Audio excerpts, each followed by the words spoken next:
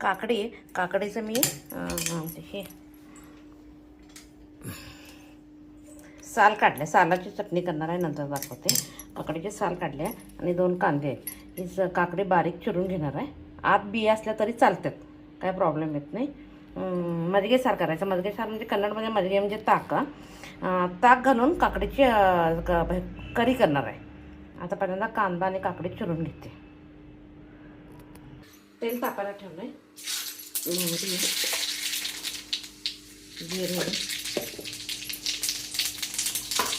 मोठा कांदा असला तर अर्धा घ्यायचा, माझ्याकडे लहान होता म्हणून 1 घेतला.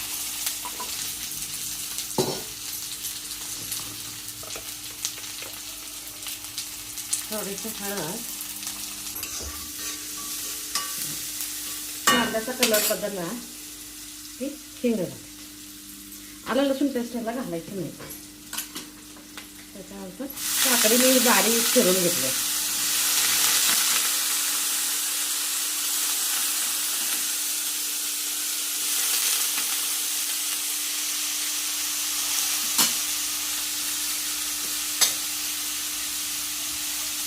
थोडीशी धने पूड घालायची. मीठ आपल्या चवीनुसार कमी जास्त करायचं.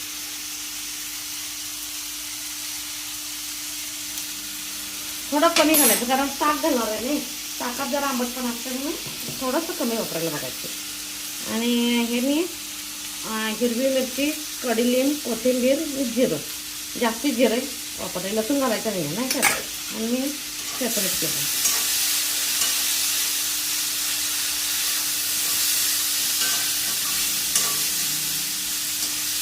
तसं खरपूस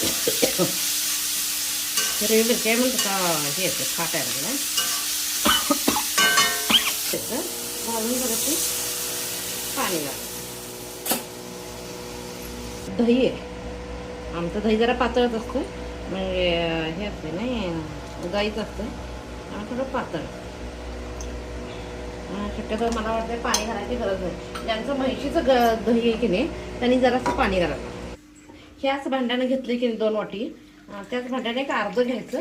म्हणजे मला दाखवायला लागलं फक्त. माझं गाईचं आहे त्यामुळे पातळच असते, काय प्रॉब्लेम होते, ताकासारखंच असते. जर म्हैशीचं दही घेतलं असेल तर त्यात एक अर्धी वाटी पाणी घालायचं. आता काय करायचं, थोडी कोथिंबीर ह्याच्यात घालायची, जास्त कोथिंबीर ह्याच्यात घालायची. हलवायचं.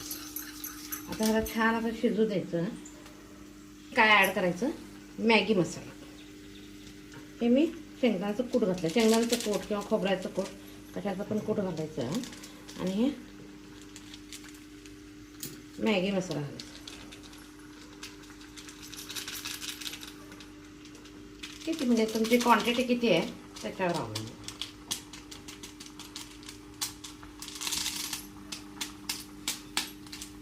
मस्कट होईल, मसाला बाहेर गेला.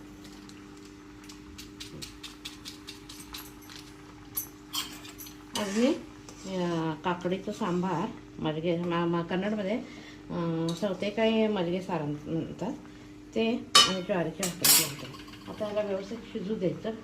आणि शिजून झाल्यानंतर गॅस बंद केल्यानंतर हे ताक घालायचं. 5 मिनटं शिजू दे. आता गॅस बंद केला आहे. आता करी तयार झाली. आता ह्याच्यात काय करायचं, पूर्ण गार होऊ द्यायचं. आणि आता स्टीम अजून यायला, वाफा अजून यायला लागते. एक 10 मिनटं जाऊ द्यायचं. त्याच्यानंतर हे ताक मिक्स करायचं. पण पहिल्यांदा पूर्ण गार होते जरा ते.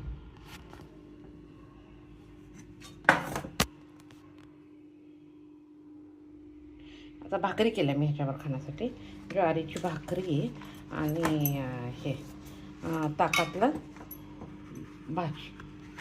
आजचा माझा बेत आहे. आता भाजी गार झाली, एकदम पण गार व्हायची नाही, कोमट झाली तरी भरपूर आहे. त्याच्यानंतर ह्याच्यात ताक घालायचं.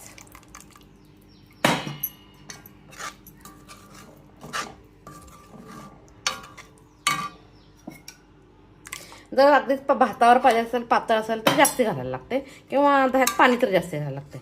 मला भाकरीवर पाहिजे नाही म्हणून मी करी हे केली. गार झाल्यावर का घालायचं तर हे होत नाही, ताक फुटायला बघत नाही. आता व्यवस्थित झाले. कर्नाटकमध्ये फेमस आहे ही मेनू. माझी रेसिपी आवडत असेल तर लाईक शेअर करा.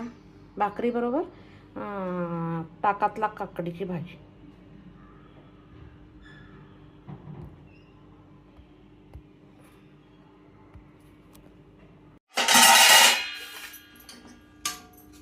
ताकातली काकडीची भाजी खाण्यासाठी तयार आहे.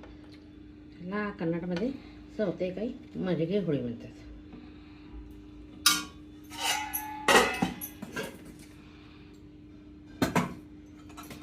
त्यानंतर भाकरी.